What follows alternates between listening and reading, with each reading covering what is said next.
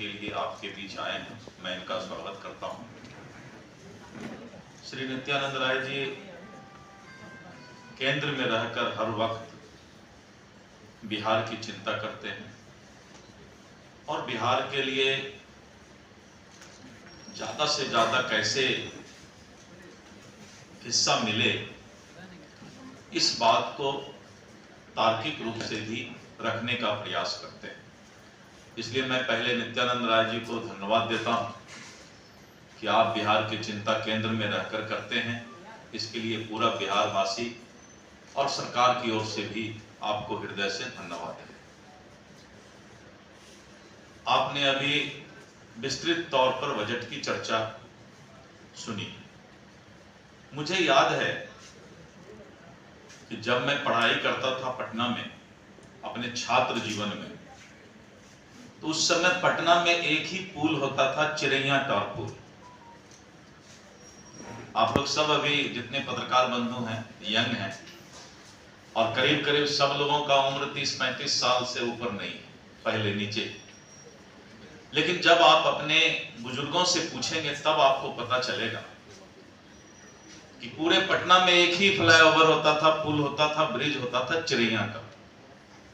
एक दो आदमी सर हिला रहे हैं, थोड़ा उम्र ज्यादा होगा, लेकिन आज आप सिर्फ पटना में ही देखिए फ्लाईओवर और पुल की स्थिति क्या है। ये विकास क्या वो 60-70 साल में नहीं कर सकते थे क्या? ये बात नए उम्र के लोगों को मालूम नहीं है। आप चौथा स्तंभ है समाज के, आपको बताना पड़ेगा कि ये लोग जो आज विरासत लेकर के, चांदी का चम्मच लेकर के मुंह में अब्बा उड़ाने का, भावनात्मक बातें करने का प्रयास करते हैं, शर्म आनी चाहिए ऐसे प्रतिपक्ष की राजनीति करने वालों को।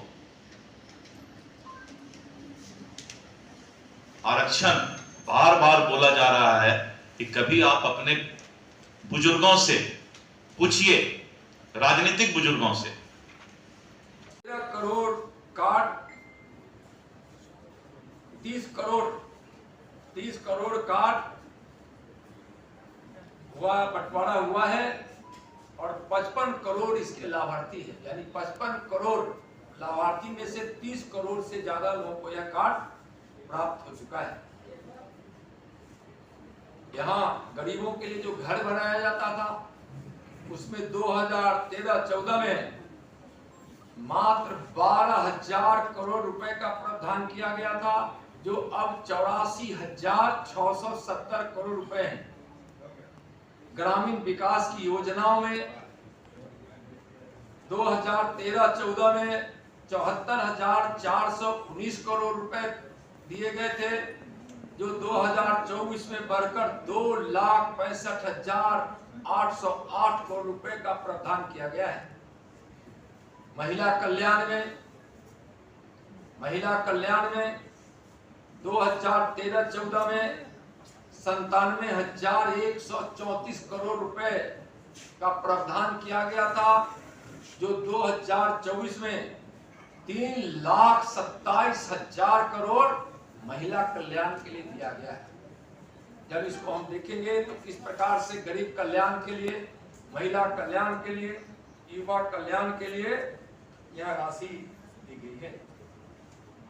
यहाँ बिहार के संदर्भ में मैं स्पष्ट रूप से कहना चाहूंगा कि माननीय प्रधानमंत्री जी ने विशेष ख्याल रखा है। बिहार के लिए बुनियादी ढांचों के विकास से लेकर टूरिज्म को बढ़ावा देने के लिए विशेष पैकेज की घोषणा की गई है। इसमें बिहार के 3 एक्सप्रेस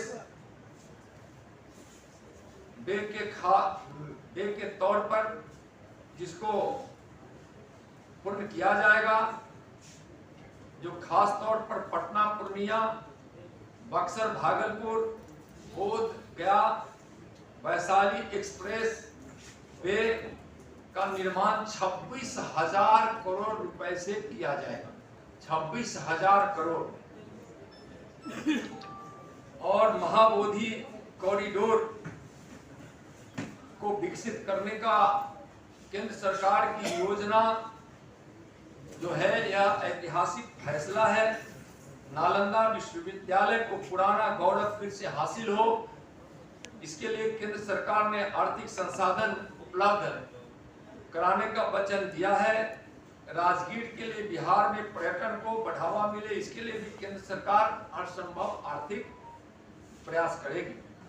टूरिज्म एक ऐसा सेक्टर है जिसके जरिए लाखों लोगों को न सिर्फ अस्थायी रोजगार मिलता है बल्कि इसके इलाकों की तीव्र गति से विकास भी होता है और वह विकास का मूल मंत्र भी साबित होता है। बजट में रोजगार सृजन का विशेष ध्यान दिया गया है, जिसकी हम चर्चा किए हैं।